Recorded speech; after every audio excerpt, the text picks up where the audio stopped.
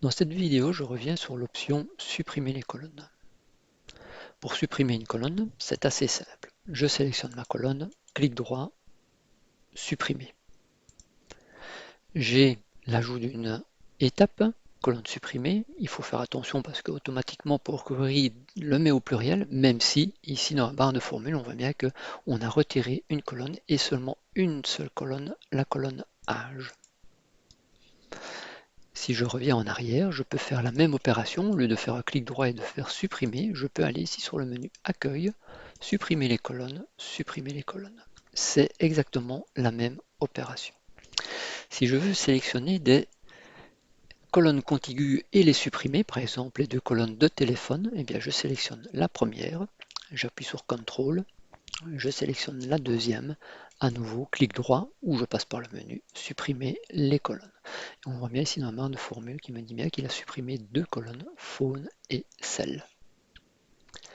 Si par contre je veux supprimer deux colonnes qui sont espacées, par exemple la colonne âge et la colonne email, bien je sélectionne la première colonne âge, j'appuie sur CTRL toujours, je sélectionne email et de cette manière j'ai sélectionné deux colonnes qui ne sont pas contiguës. À nouveau, je peux faire clic droit, supprimer les colonnes. Si je veux supprimer, par exemple, les colonnes âge, phone, cell et email, eh bien ce serait simple. Je sélectionne la première colonne, j'appuie sur Shift, j'appuie la dernière colonne de ma zone et je fais un clic droit, supprimer les colonnes. Très simple. Si maintenant je veux supprimer toute une série de colonnes mais qui ne sont pas contiguës, je vais toujours devoir le faire avec CTRL. Par exemple, imaginons que je ne veux garder que le prénom, le nom. Donc je veux supprimer ceci, je veux supprimer le téléphone, je veux garder l'email, je ne veux pas avoir le nombre. Et je veux juste garder le pays aussi. Voilà, j'ai sélectionné toutes mes colonnes. Je fais un clic droit et je fais supprimer. De cette manière, je n'ai plus que le prénom, le nom, l'email et le pays. J'ai fait ceci un peu exprès parce que vous avez vu que pour sélectionner donc 1, 2, 3, 4, 5, 6, 7, 8, 9 colonnes, eh bien parfois, quand nos données et quand on a beaucoup de colonnes, eh bien il faut s'amuser à aller ici avec le petit ascenseur horizontal pour euh, parcourir toute la DB et voir ce que l'on veut supprimer.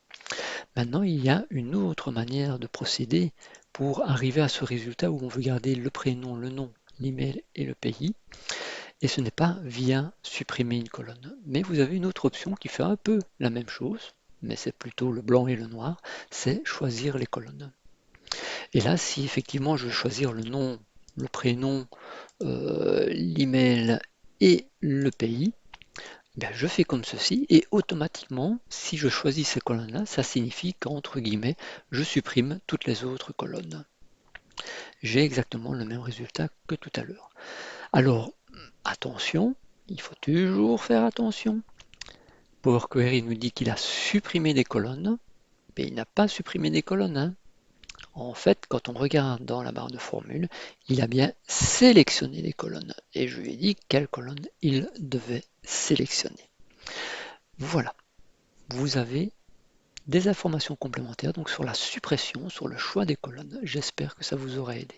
Une bonne journée.